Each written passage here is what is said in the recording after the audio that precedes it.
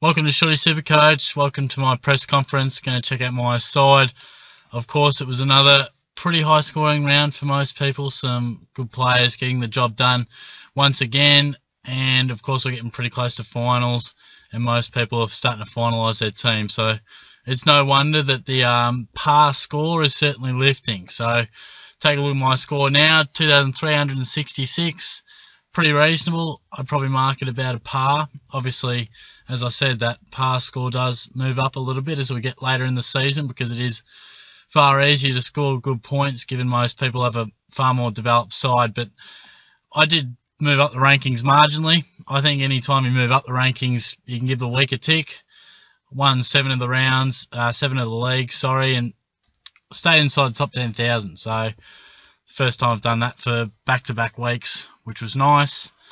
Obviously, would have rather move up into the 8,000th, maybe 7,000s, but I felt with that sort of a score, I thought I'd be touch and go whether I went down 1,000, up 1,000, and to go up 500 odd, I'll take. Moving into my side, of course, just the 4 trades left there. I brought in Joel Selwood for Hugh Greenwood. Backline was fairly consistent. Doherty turned up again as he always does. Adams was back to some better form. Laird started the game really well, but tailed off a little bit after quarter time. Lloyd got a little bit of the ball, but nothing unbelievable. Tui played a pretty good game. He was one of the Cats' better players and certainly got going later in the game. And Heath Shaw was solid, which seems to be Shaw's current numbers, really. He tends to be your 80s or 90s sort of guy. Maybe he's officially written off as a premium because I think, and I don't just mean for this season, clearly this season has been poor, but I just wonder how we'll view him next year, whether we'll look at him as a bargain or whether we'll say, sorry, Heater, your time in Supercoach land is done. So that'll be interesting. Zach Williams scoring about 140, so there you go, and he'll look to come into my side, I would say. Paddy Dangerfield, 142. Just watching the game and not checking the scores, I probably anticipated about a 110, sort of around there, but he tackled hard, had some key moments, kicked some key goals, had some good plays. So, again, the point scoring system just rewards how he plays, 142, and I doubled up on that. My other option, if Dangerfield didn't go too well, it would have been on to Martin. So, in hindsight, a win-win. Bontempelli didn't quite get going. Of course, Pendlebury there I used as my loophole. Tommy Mitchell just continuing to deliver, 126 points there. Joel Selwood, 127, very good after a slow start. Dan Hanbury was okay. Treloar played a very good game. But again, we talk about Dangerfield and the scoring system really rewarding his style of play. Doesn't seem to reward Treloar's. I didn't watch the game super closely until the latter stages in the last sort of quarter and a half. But he obviously turned the ball over a bit early. But I really felt he deserved much more than 95 points, but, it's up for debate. And Witherden, again, he's just skyrocketing up in price and is proving to be perhaps the cash cow of the year, and it came quite late for us.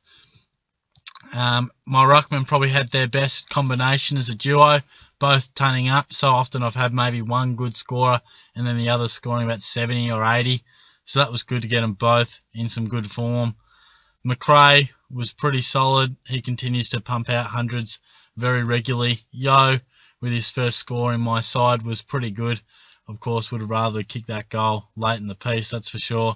And Dalhouse is back to some form, which was pleasing because he's had a very lean trot, so that was good to see. Nankervis, I tossed and turned over whether I'd play Tommy Lynch or Nankervis. And as you can see, ended up falling on Nank, but, I think that's just how it rolls. Neither scored overly well. Higgins was North's best or thereabouts, just the 82 points though. And Heaney was pretty reasonable, 85 points.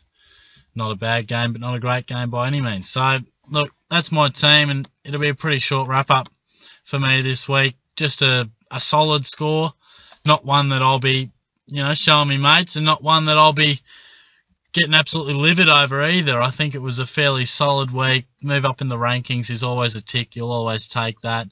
As far as my trading goes, Pendlebury, it is really dependent on him. I'd like to see a bit of news on how he's going. Just varying reports. Some people seem to think it definitely will be the season. Others seem to say that it could be this week that he returns. So very tough to say. But if he does return this week or next, if I can get confirmation of that, it'll really allow me to pull the trigger on what I truly want to do. Luke Ryan not playing was very disappointing because I talk about the 30k all the time. Save your 30 or 40,000 wherever you can. It doesn't seem like much, but at some stage it will prove crucial. And an exact point there. You know, Luke Ryan, if he plays, he probably earns me another 20 to 40,000. And at this stage of the season where I'm looking at the exact dollar, it's so crucial. So that's why I harp about it early on in the season. But what I'm looking to do is bring in Zach Williams for Luke Ryan. I'll have to downgrade probably Bruce, I would say. Just looking at it off the top of my head, it'd probably have to be Bruce, which would give me 140k or probably 160. I'd probably go down to a dual position player just to utilise Nankervis in case one of my ruckmen gets rested towards the end of the season. And that'll give me a total of about 190. And then, of course, Ryan to Williams, off the top of my head, I think that's going to leave me with probably only about 20,000. So it's not much, is it? Not much at all.